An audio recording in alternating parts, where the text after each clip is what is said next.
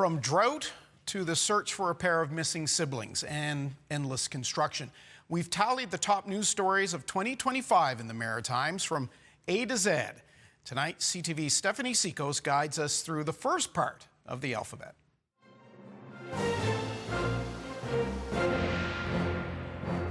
We begin with A for affordability.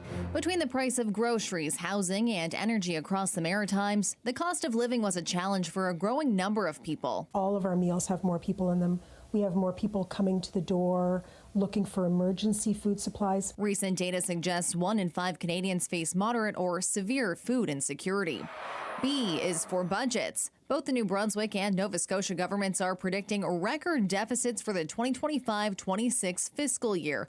New Brunswick is looking at its largest financial shortfall in 20 years, with a deficit of nearly $835 million. This is not the fiscal situation we want it to be in. In Nova Scotia, the government is forecasting the largest deficit in the province's history at close to $1.3 billion. C is for cyber attack. There was a massive security breach at Nova Scotia Power in the spring, resulting in sensitive customer information being stolen.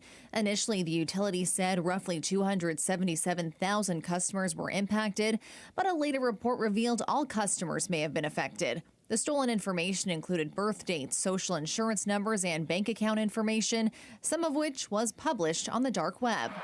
D is for drought. An incredibly dry summer across the Maritimes made way for a dry fall as well. The entirety of the region dealt with some level of drought. We're dry 2 weeks now. I know of other residents that have been dry from June and onward. The dry conditions resulted in water restrictions that lasted for months as wells dried up for many people. E is for elimination status. Canada has lost its measles-free designation after nearly 30 years.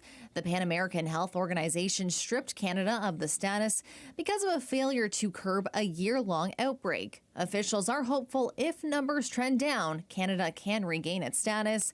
More than 5,000 measles cases were reported across the country this year, with dozens across the Maritimes. F is for federal election. Prime Minister Mark Carney led the Liberals to a minority government after Justin Trudeau stepped down, the 4th consecutive mandate for the party. Who's ready to stand up for Canada with me? While Conservative leader Pierre Poilievre did not win his seat on election night, he won a by-election in August to return to the House of Commons. Jagmeet Singh stepped down as NDP leader after losing his seat and official party status.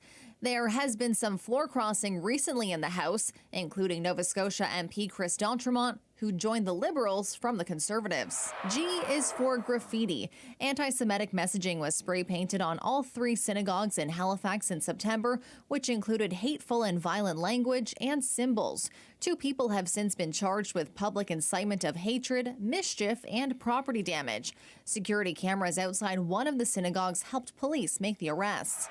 H is for Holt and Houston. Let's start with Holt. This marked the first year of a woman-led government in New Brunswick with Premier Susan Holt. Much of our work this year was foundational, and now things really need to roll. Meanwhile, Nova Scotia Premier Tim Houston marked his first year of a supermajority. The Conservatives won 43 of 55 seats in last year's election. When the next election comes, I will be here to see that fight through as leader of the PC party of Nova Scotia. While he's only 1 year into his second term, Houston recently said he plans to seek a third.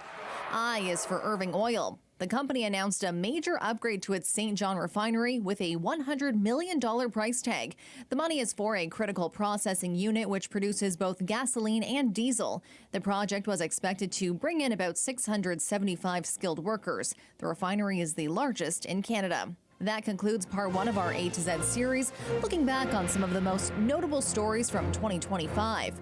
We'll pick back up with Jay tomorrow night.